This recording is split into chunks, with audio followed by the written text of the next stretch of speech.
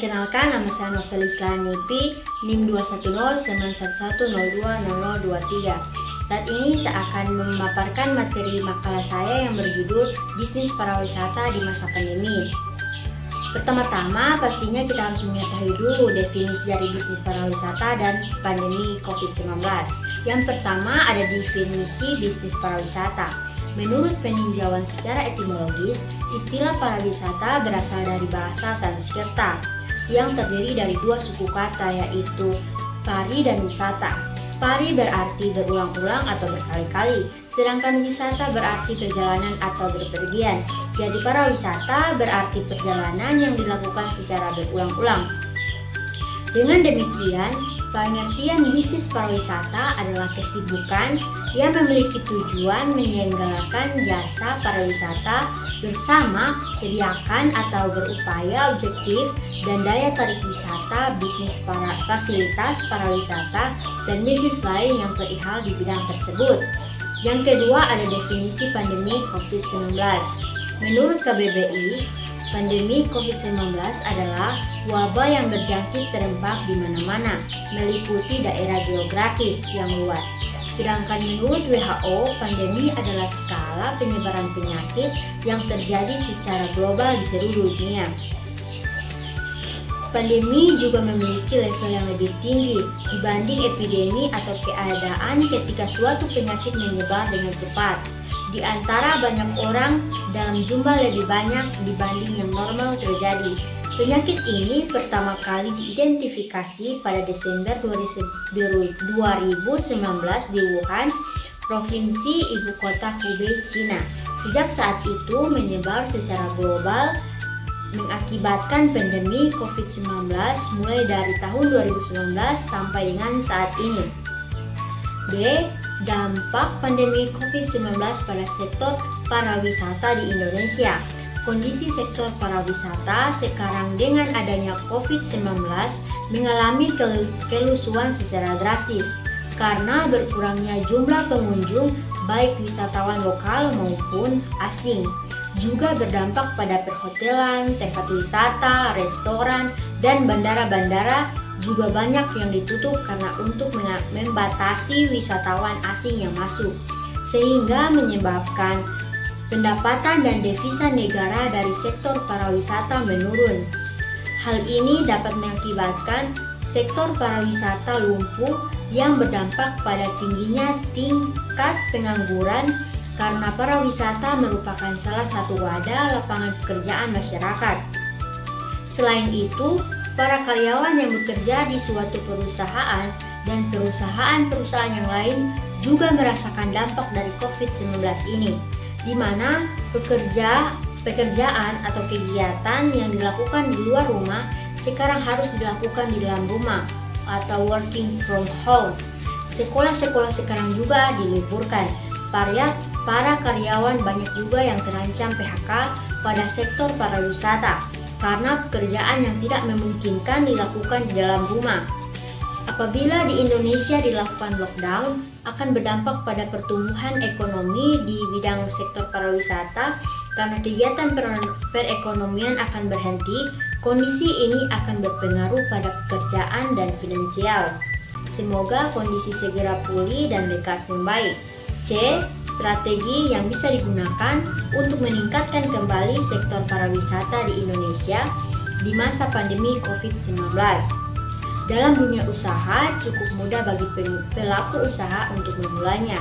Hanya saja dalam mempertahankannya yang cukup sulit seperti pada masa pandemi ini. Maka daripada itu perlu adanya strategi guna meningkatkan kembali gairah usaha yang menurun akibat pandemi. Strategi ini dirasa penting karena mengingat begitu banyak perubahan yang terjadi akibat pandemi, baik perubahan perilaku konsumen maupun kondisi yang serba dibatasi akibat pandemi. Adapun strategi yang dapat diterapkan oleh pelaku usaha menurut Alvin tahun 2020 adalah sebagai berikut. Yang pertama ada e-commerce. Di era pandemi COVID-19 ini, banyak sekali perubahan yang terjadi pada pola perilaku konsumen. Perubahan ini disebabkan karena berubahnya aturan yang diberlakukan di masa pandemi. Seperti halnya aturan pemerintah untuk memberlakukan PSBB, di mana semua kegiatan masyarakat dibatasi dan dianjurkan tetap berdiam diri di rumah. Hal ini membuat perilaku konsumen berubah, yang dulunya mencari kebutuhan dengan berkunjung secara langsung ke tempat yang diinginkan, sekarang berubah dengan mencari kebutuhan secara online. Hal tersebut tentunya harus diikuti oleh para pelaku usaha agar mereka tetap bertahan dalam bisnisnya. Mereka harus membuka jaringan baru yang sesuai dengan kondisi saat ini, yaitu dengan cara e-commerce. Yang kedua ada digital marketing. Banyak pelaku usaha yang mengalami kesulitan dalam proses pemasaran produknya. Karena pada saat ini penggunaan internet sudah menjadi kebiasaan yang tidak bisa ditinggalkan. Apalagi mengingat kondisi saat ini pelaku usaha harus siap dalam menggunakan internet, khususnya digital marketing, jika mereka ingin mengembangkan usahanya. Dalam melakukan digital marketing, pelaku usaha harus mampu melihat kondisi yang sedang terjadi. Pelaku usaha dituntut untuk kreatif dalam memasarkan produk mereka. Maka dari itu, pelaku usaha harus bisa menyesuaikan dalam berkomunikasi dan memasarkan sesuai pangsa pasar yang dituju. Yang ketiga, ada perbaikan kualitas produk dan pelayanan. Cara pelaku usaha dalam meningkatkan kualitas produk diantaranya dengan selalu melakukan monitoring terhadap kualitas produk yang dipasarkan, seperti kebersihan dan keamanannya. Hal ini yang harus diperhatikan. Selain kualitas produk adalah kualitas pelayanan kepada para konsumen.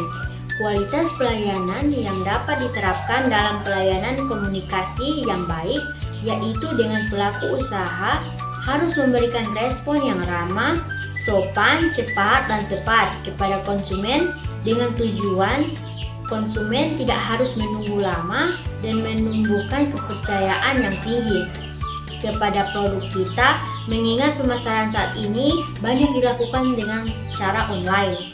Apabila pelayanan dan kualitas yang baik sudah terpenuhi, maka bisa dipastikan pelanggan akan betah dan yakin dalam berbelanja. Yang keempat ada Customer Relationship Marketing atau CRM. CRM atau yang bisa disebut juga dengan pemasaran.